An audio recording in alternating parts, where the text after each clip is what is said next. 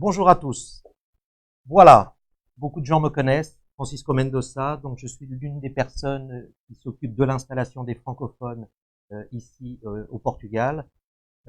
Aujourd'hui, on va parler de cette installation. Je serai également accompagné de Marta de Almeida, donc avocate chez RFF, et de Amélia Coca, spécialiste de la santé, je dirais, au Portugal. Voilà, qui après euh, démarreront les explications et approfondiront donc les choses.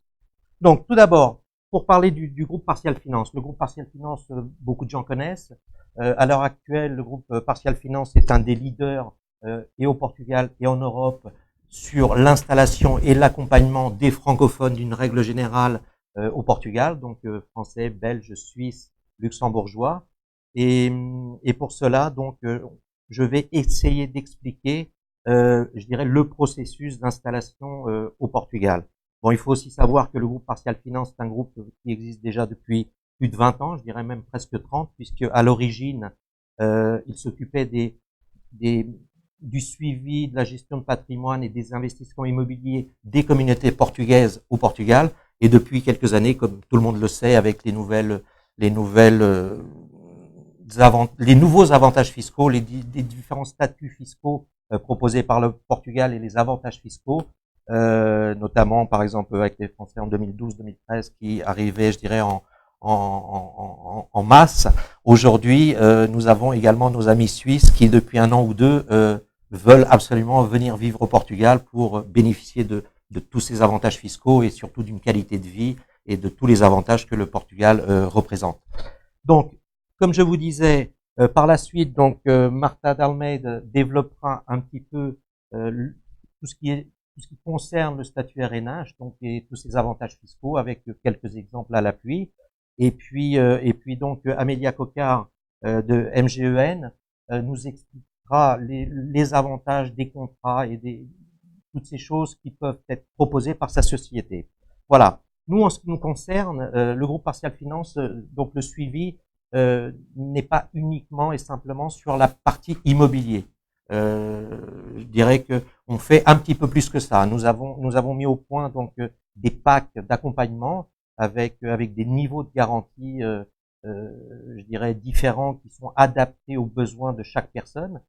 Et, et au Portugal, comme dans n'importe quel pays, quand on décide de s'installer, vous avez un processus logique d'installation avec des étapes à suivre qu'il faut absolument respecter et ne pas louper. Voilà. Tout d'abord, par exemple, au Portugal, vous le savez qu'on ne peut rien faire si l'on n'a pas de numéro fiscal. Le numéro fiscal est la première chose à faire. Avec ce numéro fiscal, bien entendu, ensuite, vous allez ouvrir un compte bancaire. Donc, tout cet accompagnement-là est fait ou par moi ou par l'un de mes collègues. Euh, voilà.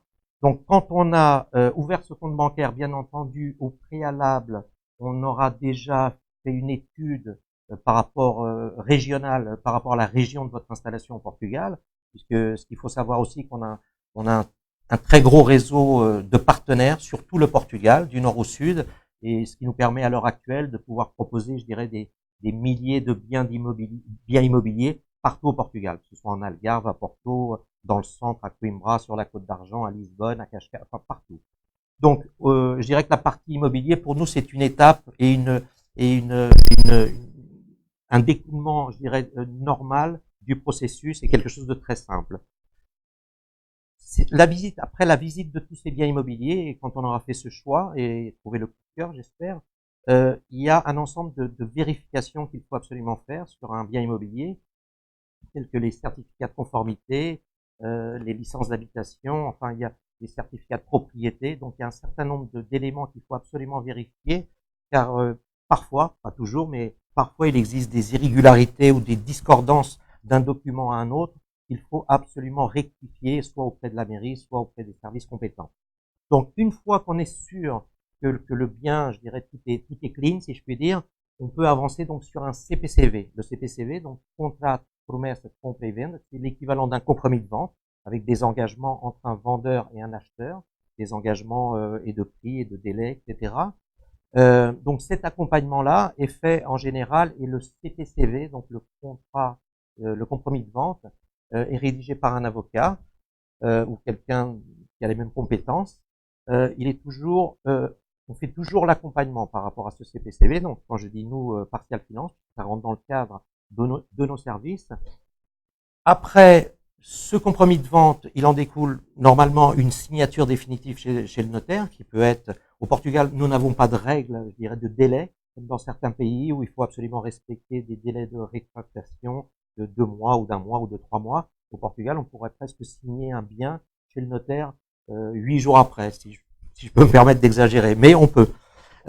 Donc cet accompagnement-là chez le notaire se fait également par notre intermédiaire, puisque ce qu'il faut savoir, c'est que un étranger, quand il achète, d'une manière générale, quand il achète au Portugal, il ne parle pas la langue, bien souvent, et donc il est, de par la loi, obligé d'être accompagné par un traducteur, officiel ou non, mais par une personne qui parle la langue.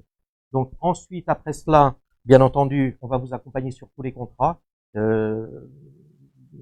je dirais d'eau, d'électricité, de gaz, de télécommunications, et également sur tous les contrats d'assurance, multirisque habitation. Bon, une question qui nous revient souvent, c'est la santé. C'est pour ça que Amélia Coquard est là pour nous expliquer, parce que la santé, c'est vrai que souvent on se pose la question. J'habite en France, j'habite en Suisse, je connais la sécurité sociale, je connais ceci, mais au Portugal, comment ça va se passer? Eh bien, on va pouvoir vous aider sur toutes ces démarches et vous accompagner, puisque chaque société ou chaque compagnie ou chaque mutuelle a des garanties différentes qui vont s'adapter, je dirais, à différentes personnes selon leurs besoins.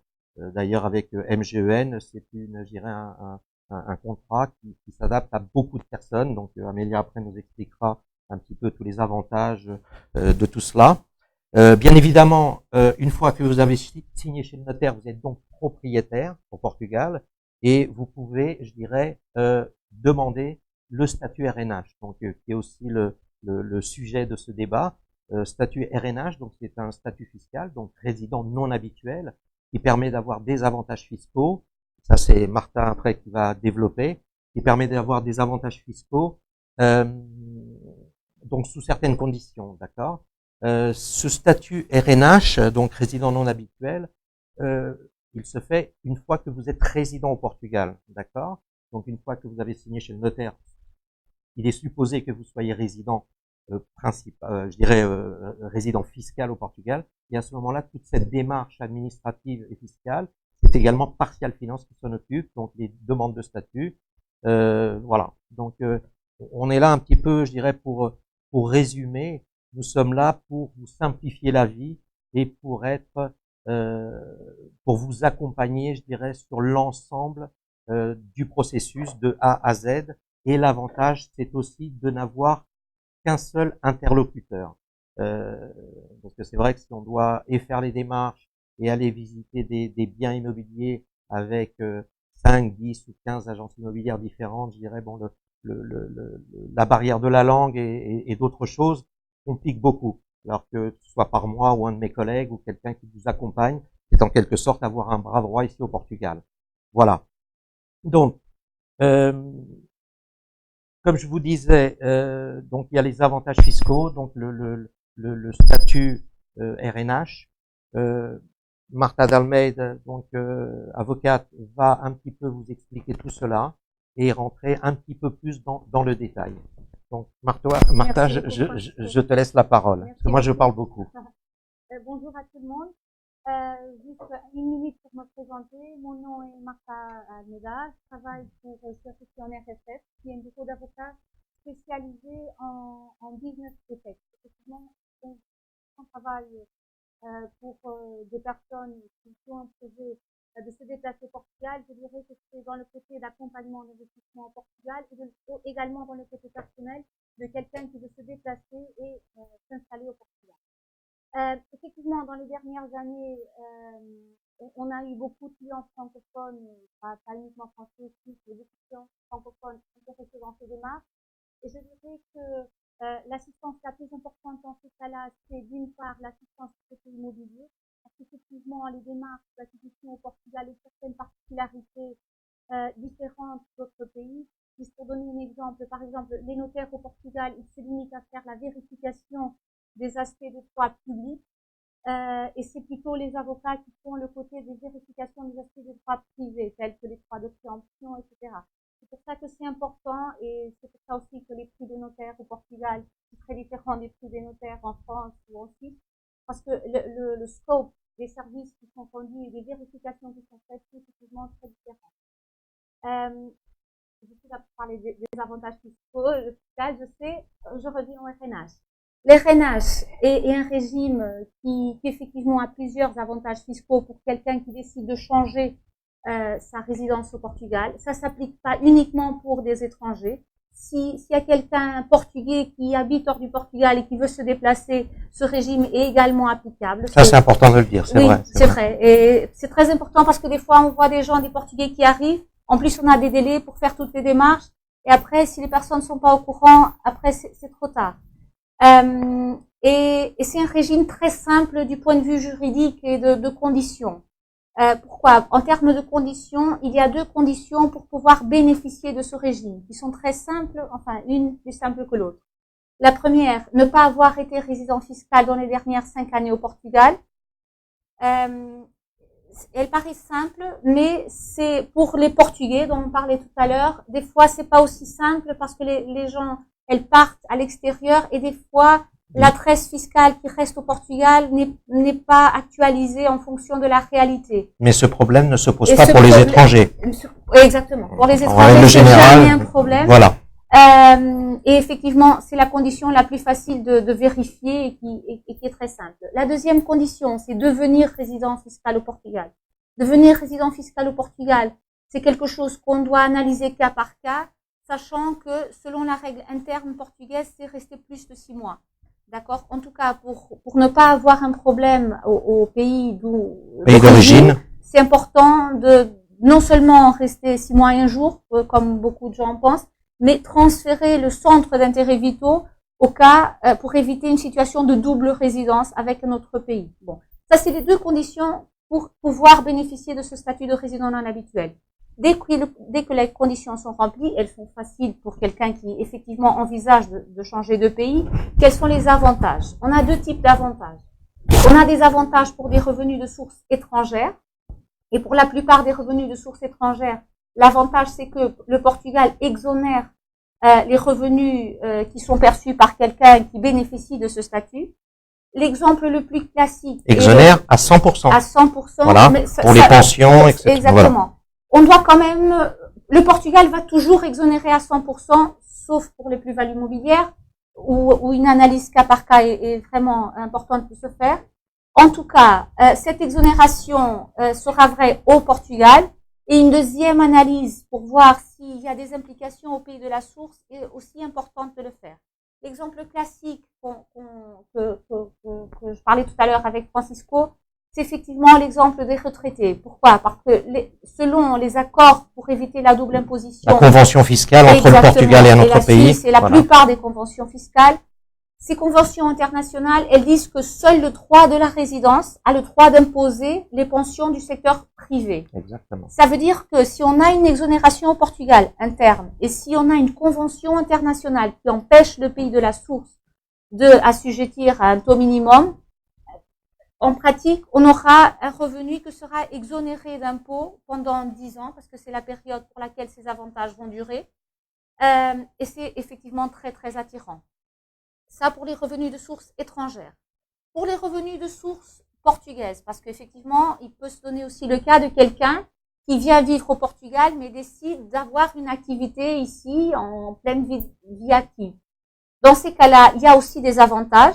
Et ce qui est prévu, c'est une liste assez vaste de plusieurs activités. C'est ce qu'on appelle les professions à valeur ajoutée. Exactement. Les activités à valeur ajoutée qui étaient déjà assez vastes et qui a été modifiées récemment. Élargie. Et de certaines façons élargie. Et pour ces cas-là, soit la personne salariée ou soit la personne indépendante, dès que cette activité est exercée, le taux d'imposition sera une flat rate de 20%, ce qui est quand même très intéressant pour des revenus perçus directement par un individuel. Ça, c'est en gros les avantages fiscaux qui découlent de ce régime de résident non habituel. Après, pour les démarches pour obtenir le statut, juste deux petits commentaires. Il y a des délais, comme je disais tout à l'heure. Le délai, il faut faire la demande jusqu'au 31 mars de l'année suivante après le changement de résidence, d'accord? 31 mars après le changement après l'année d'installation, de l'année d'installation. Voilà. Et juste un autre petit commentaire. Au cas où la personne va s'encadrer dans une des activités de la liste, ça suffit pas de faire la demande du statut. Il faut faire la demande d'encadrement dans l'activité qui est prévue de la liste. Ce sont deux démarches différentes. La première, qui concerne l'obtention du statut, est très vite. En 2 jours, nous aurons la décision finale. Après 1 semaine et demie pour les démarches préliminaires, la demande de mot de passe, etc. Mais en 2 semaines, on a les décisions. Les démarches pour être encadrées dans les activités de valeur ajoutée est un peu plus longue, mais le jour où on a la décision, elle sera rétroactive à la date de la demande. Bon, je pense que ça, c'est en gros les principaux avantages qui découlent de ce régime. Bien, Martha. J'oublie quelque chose?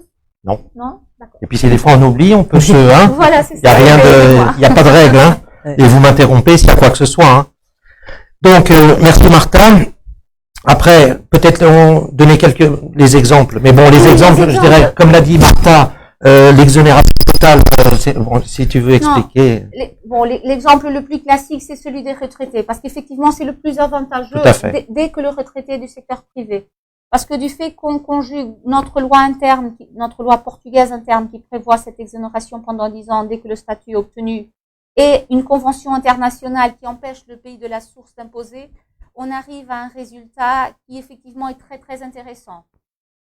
Pour d'autres exemples, et parce que des fois c'est pas zéro des deux côtés, mais c'est également intéressant, je peux donner l'exemple d'un dividende, par exemple, qui au Portugal bénéficiera de ce statut d'exonération applicable aux revenus de source étrangère, c'est-à-dire quelqu'un qui est devenu résident non habituel au Portugal et perçoit un dividende de Suisse, par exemple. Le dividende ne sera pas imposé au Portugal, et en Suisse, la Suisse sera limitée à un taux normalement entretenu à la source qui ne peut pas dépasser le taux qui est prévu à la Convention. Et la Convention prévoit toujours au maximum des taux de 15%. Normalement, c'est 10, on doit voir cas par cas, parce que les conventions sont organisées selon le type de revenu qui est en cause. Mais normalement, les taux ne dépassent pas, c'est entre les 10 et les 15. Ce qui signifie qu'il est quand même intéressant. C'est pas un scénario de 0-0 dans les deux côtés, mais c'est quand même un scénario très intéressant du point de vue fiscal. Super. Donc si on prend l'exemple, bon, je dirais pour simplifier, d'une personne qui paye, que ce soit 10, 15 ou 20 000 euros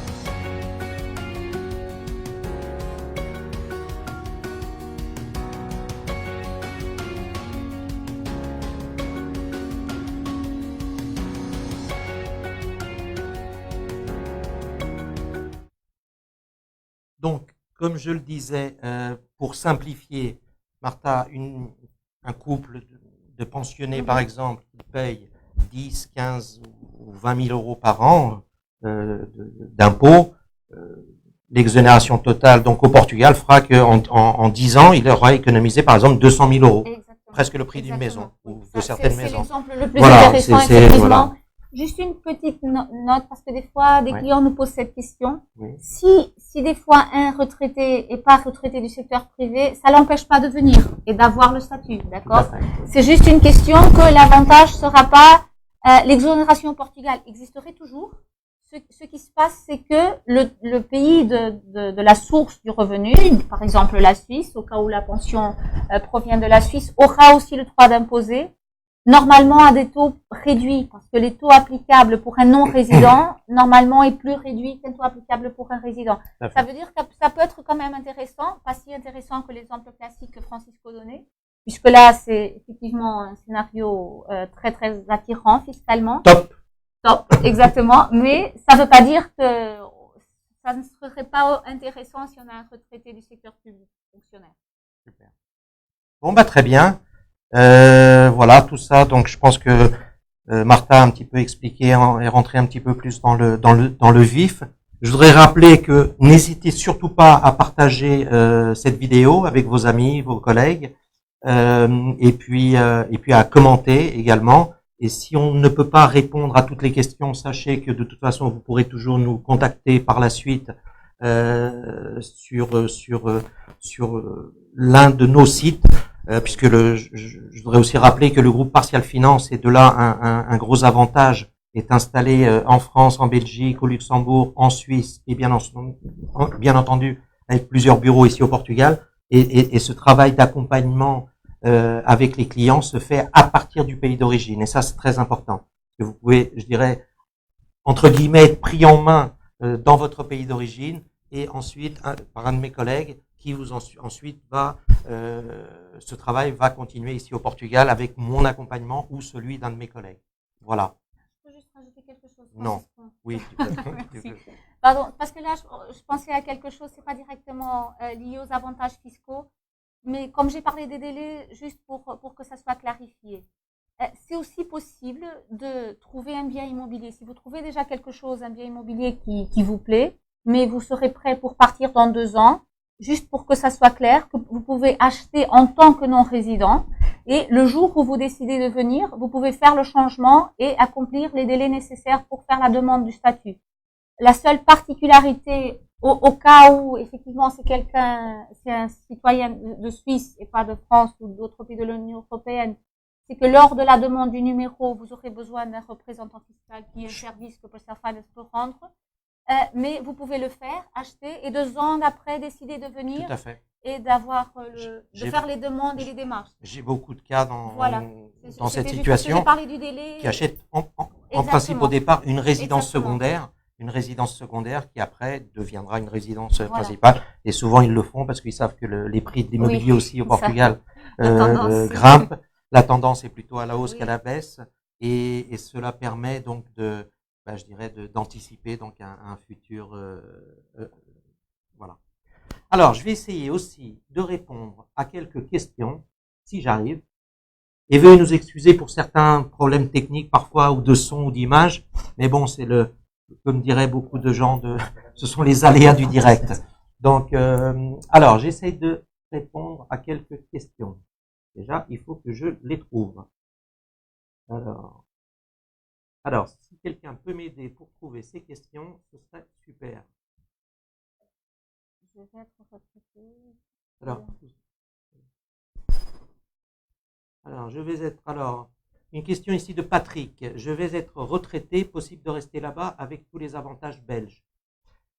Alors, bon, ça c'est une question, je dirais, assez large et assez vague, Patrick. Mais quand on décide de s'exporter, si je puis dire, au Portugal, bon, on va vivre au Portugal. Alors, je ne sais pas bien ce que vous entendez par avantage belge. Comme le disait Martha tout à l'heure, si vous voulez être résident au Portugal 6 mois et 1 jour ou plus, c'est aussi faire du Portugal son centre d'intérêt, je dirais, principal. Donc, tout à l'heure, nous parlions de revenus, de pensions, etc., exonérés au Portugal. Bien entendu, si quelqu'un par la suite pose cette question, si vous avez des revenus fonciers déjà dans votre pays d'origine, ces revenus fonciers, vous les paierez toujours ça dans le pays d'origine. Ça ne concerne pas le Portugal. Aussi bien que si vous venez vous installer au Portugal et vous bénéficiez de l'exonération donc sur vos pensions, si vous faites d'autres investissements immobiliers, tout ce qui est revenus fonciers par rapport à ces investissements seront taxables au Portugal et ne seront pas bien entendu exonérés. Ok, voilà. Donc après, Patrick, si j'ai pas bien répondu ou pas complètement, vous pouvez nous contacter, je dirais ultérieurement. Il n'y a aucun problème. Alors, j'ai une question de Daniel. Exactement. Alors Daniel, c'est avis d'exonération d'impôts au Portugal ou pas? Non, l'exonération sur les pensions, comme le disait Martha, est pour une durée de 10 ans, à partir du moment où vous obtenez le statut RNH. Voilà, 10 ans. Ensuite, si on me pose la question par la suite, vous devenez, je dirais, un résident normal et vous payez, tel que nous, on paye des impôts, hein, il faut contribuer. Même Amélia paye des impôts, je pense. Donc, vous devenez un résident normal avec des tranches d'imposition normales, peut-être un petit peu inférieures à la Suisse ou à certains pays, mais taxable d'une façon normale. Voilà. Je regarde s'il y a d'autres questions. Non. Donc surtout n'hésitez pas, hein, je le répète, d'autres questions. Daniel. Bon, je vois que mon collègue Thiago s'excuse 1000 fois pour les problèmes de son, etc. Mais bon. Francisco Mendoza, bonjour. Bonjour Frédéric. Alors on va parler avec vous de votre activité. Votre activité, c'est d'installer des résidents du monde francophone ici à Porto. Premier mot peut-être sur le décor qui nous entoure, la gare centrale de Porto. Nous sommes ici à la gare centrale, une des gares principales de Porto, qui s'appelle la gare São Bento, qui est magnifique avec ses mosaïques, s'appelle Azulejos, donc qui relate des batailles, des couronnements, enfin diverses choses de la vie, je dirais, quotidienne. Et c'est magnifique tout simplement. Alors on va parler de vous et de votre société, Partial Finance. Bien sûr. Elle installe des résidents de pays francophones ici au Portugal. Présentez-nous peut-être les concours de cette société. Alors en quelques mots, donc si vous voulez, le Partial Finance est une société qui est spécialisée sur l'installation des francophones ici au Portugal. Donc quand je dis installation, souvent les gens pensent immobilier, mais pas que. L'immobilier bien sûr fait partie de nos activités, c'est d'ailleurs notre activité principale, mais nous on va surtout intervenir sur vraiment tout l'accompagnement, sur la partie fiscale, juridique, administratif. C'est en quelque sorte du clé en main et je suis en quelque sorte le bras droit.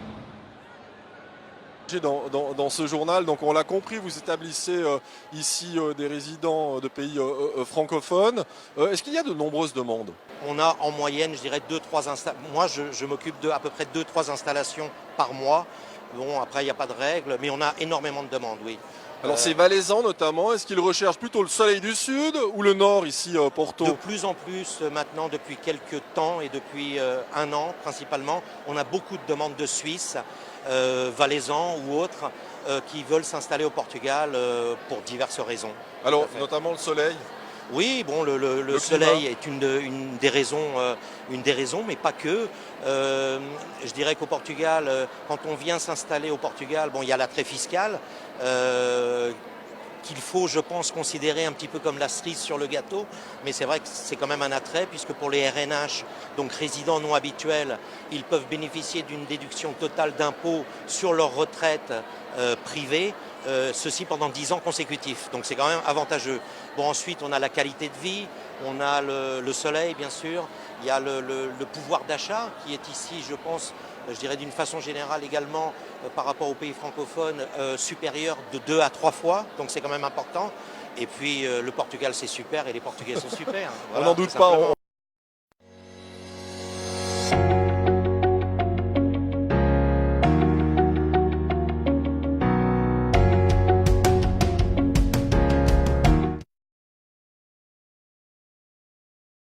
Donc, nous voilà de retour. Donc, toujours pour répondre à une question de Patrick, faut-il changer les plaques d'immatriculation du véhicule? Bien entendu, vous avez des délais pour cela, une fois que vous installez au Portugal. tout bien comme le permis de conduire. Vous aurez, comme je commentais avec Martha, le permis de conduire, des fois c'est délicat. Ou pour les Français, donc il y a une carte, je dirais, un permis de conduire, pas une carte, un permis de conduire, je dirais européen. Et le problème est différent, par exemple, pour les Suisses, qui eux, bien souvent, ne veulent, parce que quand on vous attribue un nouveau permis ici au Portugal, un permis portugais, vous êtes obligé de rendre l'ancien permis. Nos amis suisses, des fois, veulent pas le faire. Hein, bon, après, il y a d'autres moyens, mais ils ne veulent pas le faire. Alors, juste regarder s'il y a d'autres questions. Oui, l'immatriculation, c'est la légalisation du véhicule. Donc la légalisation, c'est pareil, vous avez un délai. Voilà, merci de me le rappeler. Il faut que le véhicule que vous importez, que vous amenez au Portugal, il faut simplement, déjà c'est la première règle, il faut que vous en soyez propriétaire depuis plus d'1 an dans le pays d'origine. Voilà, c'est ça que j'avais oublié. Si j'oublie quoi que ce soit, n'hésitez pas. Hein. Moi, il faut me fouetter de temps en temps. Hein. Bon, alors, si pour le moment il n'y a pas d'autres questions, je vais revenir un petit peu donc à une question qui revient souvent à la surface. La santé au Portugal, comment ça se passe? Et donc pour cela, maintenant je vais passer la parole à Amélia Coquard, donc que je rappelle MGEN, hein, donc spécialisée, je dirais en santé. On va parler de la santé, hein, qui est une question de ce qu'il faut savoir, c'est qu'au Portugal, contrairement à beaucoup de pays, par exemple en France ou dans d'autres pays où vous avez la sécurité sociale et après vous pouvez prendre une mutuelle qui va faire des remboursements en complément du régime obligatoire. Au Portugal, c'est complètement différent. Vous avez le système général, le système obligatoire qui prend et vous, si vous le désirez, vous pouvez prendre, je dirais, et c'est ce que je conseille de faire, de prendre une assurance complètement privée au niveau santé, qui elle va complètement venir se substituer au remboursement du régime général. Amélia, je vous en prie. Merci, Francisco. Bon, moi, je parle, AMGON est une mutuelle d'assurance à but non lucratif spécialisée dans la protection de la santé. Tous ses adhérents bénéficient de garanties très différenciées par rapport au marché portugais. Par exemple, il n'y a pas de limite d'âge d'adhésion, il n'y a pas de limite d'âge de durée du contrat, il n'y a pas une rotation individuelle des primes en cas de sinistre, il n'y a pas de questionnaire médical, ce qui est très important. Oui, ça c'est important. Même une personne, par exemple, qui a déjà un souci de santé existant, il peut souscrire garantie sans aucun problème. Sans exclusion de maladies préexistantes. Donc c'est justement ce que vous venez de dire. Donc quelqu'un qui a une maladie préexistante peut effectivement être assuré chez nous. On a des périodes de carence très réduites par rapport aussi au marché portugais. Et nous n'avons pas du tout une résiliation unilatérale du contrat d'assurance. Chose aussi inédite dans le marché portugais. Voilà, sont effectivement les principales caractéristiques de notre offre. D'accord. C'est-à-dire qu'une personne, par exemple, pensionnée suisse ou autre, qui arrive au Portugal, donc qui va prendre un contrat à MGEN, il y a une personne, on va dire, qui a par exemple 65 ans ou 70 ans, on le prend sans problème, avec des problèmes de santé ou pas. Si à l'âge de 80 ans, des problèmes surviennent. Oui, je peux vous dire, donner un exemple très drôle. Notre assuré le plus âgé a 106 ans. Waouh. Et donc, il s'est assuré chez nous, il avait 101 ans. Bon, je ne le connais pas, ce monsieur, hein, mais bravo. Hein. Et je peux vous dire que c'est quelqu'un qui a une santé de fer, donc qui n'est jamais malade. Pourquoi vous me regardez pas moi? Non, moi aussi. Hein. Non, donc non, ça prouve que effectivement l'âge n'est pas du tout un obstacle à l'adhésion à l'assurance. Très bien. Non. Juste si on peut dire.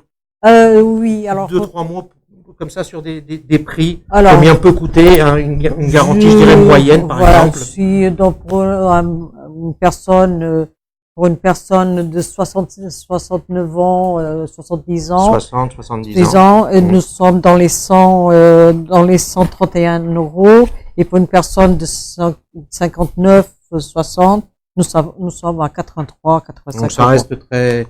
Donc pour une garantie complète, on va couvrir l'hospitalisation, je dirais les frais médicaux, l'optique, le dentaire, tout ça avec des plafonds bien entendu, puisque vous avez un certain nombre de niveaux de garantie auxquels, mais bon, une garantie moyenne, par exemple la MGEN s'appelle idéal, je crois. Voilà, donc une personne qui a, je dirais, 50, 60 ans, ça coûte une petite centaine d'euros par mois. C'est ça? J'ai pas dit de bêtises? Non, vous n'avez pas dit de bêtises, c'est tout à fait ça. Bon. Voilà. Voilà. D'autres questions? Oui, des questions. Alors, belle question de Patrick. Toujours Patrick. Merci Patrick pour l'activité. Alors, MGEN n'est-il pas réservé aux fonctionnaires? Alors, la MGEN s'est installée, donc, a créé un contrat au Portugal. La MGEN, mais bon, je vais laisser Amélia parler. C'est vrai qu'à l'origine, c'est une mutuelle. Une mutuelle qui était pour les enseignants en France, mais voilà, mais je vous laisse répondre. Effectivement, c'est la mutuelle MGEN, ça veut dire Mutuelle Générale de l'Éducation Nationale. En France, effectivement, elle était, et ça change un petit peu maintenant, mais effectivement, elle était essentiellement pour les enseignants. Au Portugal, c'est pas du tout le cas, parce qu'ici, elle ne fonctionne pas comme une mutuelle complémentaire. Elle fonctionne comme une assurance mutualiste, ce qui est totalement différent. Donc, le statut est totalement différent. Très bien. Alors, je vais essayer de répondre ici à une question donc de Maryse. Voilà, comment se passe-t-il si on a acheté au Portugal pour les héritiers en cas de décès? Bien, Maryse, c'est très simple. Au Portugal, il n'y a pas. Alors, moi, je vais un petit peu rallonger la chose, parce que souvent on vous dit il n'y a pas de droit de succession au Portugal, ce qui est vrai, tout à fait. On touche du bois, demain vous avez acheté, vous décédez, il n'y a pas de droit de succession. Par contre, si les héritiers sont par exemple vos enfants, il n'y a pas de droit de succession pour des personnes qui habitent sur le territoire portugais. Après, ça dépend de beaucoup de pays. Vous pouvez, je ne sais pas si je dis des bêtises, oui. Si les enfants par exemple habitent toujours en Suisse ou en France ou dans un autre pays, ils peuvent être soumis à un impôt sous certaines conditions, et ça, il faut voir la législation du pays en cours. Mais si, par exemple, vos enfants habitent également au Portugal, il n'y a pas de droit de succession. Voilà, c'est à peu près ça. Je pourrais être avocat presque. Très, très bien. Il existe un impôt de timbre. Un droit de timbre. Un droit de timbre. Mais effectivement, il ne s'applique pas entre descendants directs, fils, parents, en cas de succession, en vie ou en mort. C'est la même chose pour les donations. Ce que Francisco dit est effectivement très important. Ça, c'est le droit portugais. Si après, au jour de la succession, le bénéficiaire réside dans un autre pays, il faut bien évidemment analyser la loi applicable où le bénéficiaire est en train de vivre. Et là, ça dépendra du lieu et de la loi qui sera applicable là-bas. Au Portugal, entre descendants directs, ça n'existe pas. Très bien. Donc, je vous invite toujours à continuer à poser vos questions. Donc, que ce soit au niveau de la fiscalité ou de la santé, hein, puisque Martha et Amélia sont là pour nous aider à y répondre. Je rappelle aussi qu'il faut absolument pas hésiter à partager cette vidéo, à poser des questions. On a envie de bosser, hein, on a la forme. Et puis voilà. Donc, donc j'attends vos questions. Je jette. Hein. J'ai besoin de lunettes, moi, hein, parce que je suis pour ça je me rapproche de. Alors, comment ça va?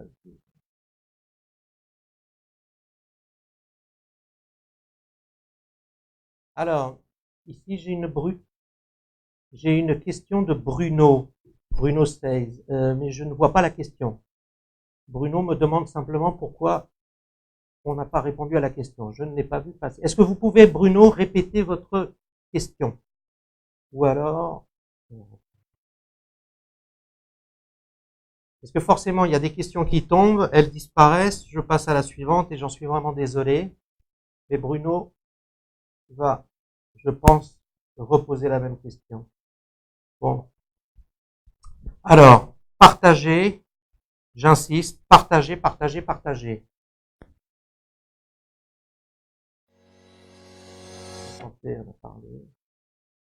Surtout, n'hésitez pas à poser des questions sur la fiscalité, la santé, qui sont des sujets, je dirais, importants. Je vais essayer de retrouver la question.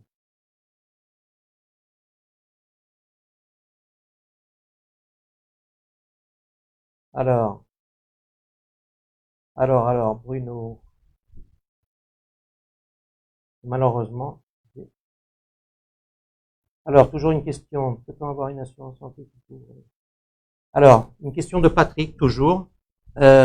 Amélia, peut-on avoir une assurance santé ou un contrat santé qui couvre les frais en France et au Portugal? Oui, on peut effectivement avoir cette offre de santé.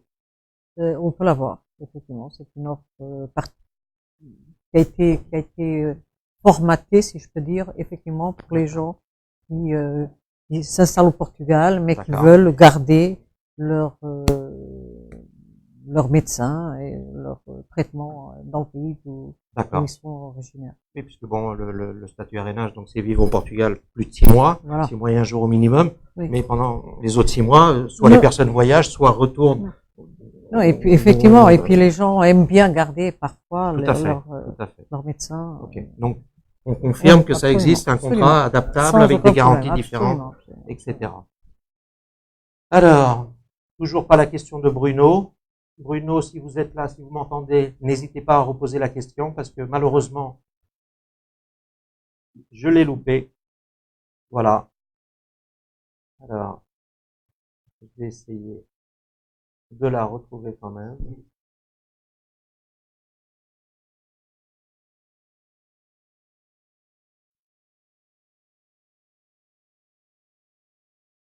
Alors, merci Patrick. Finalement, vous êtes un de nos fidèles et nous. Alors, oui, c'est bien MGEN. Exactement. Voilà. Donc, c'est la mutuelle générale de l'éducation nationale. Tout à fait. Voilà. Voilà. C'est bien cela. Nous confirmons. Et si vous avez besoin d'autres, Patrick, si vous avez besoin d'autres renseignements, n'hésitez pas à nous contacter, hein, je le répète, soit par le biais de notre site, hein, www.partialfinance.com, soit après, si vous êtes sur la France, après vous pouvez rentrer dans chacun des pays, hein, donc la France, la Belgique, le Luxembourg, la Suisse ou le Portugal. Voilà, donc nous avons ici d'autres questions qui nous arrivent, que je n'ai pas encore, mais qu'elles arrivent par la bonne voie, je pense. Hein. Et à la rédaction, on me dit. Voilà. Donc, je rappelle que si nous n'avons pas eu, je dirais, le temps de répondre à toutes les questions ou si vous avez besoin de précisions, etc., nous sommes là, hein, bien entendu. Et donc, je voudrais, pour conclure, donc remercier tout d'abord Martha de Almeida, RFF, et Amélia Coquard, MGEN. Je voudrais que vous sachiez que bon, nous sommes à votre disposition, et aussi bien au Portugal, mais aussi et surtout dans les autres pays entre guillemets francophones, donc Luxembourg, Suisse, Belgique, France. Et nous sommes là vraiment pour vous accompagner à partir de ces pays d'origine et toujours aussi disponibles online sur nos différents sites où vous pouvez nous retrouver. Et merci à tous pour avoir assisté à ce débat en direct.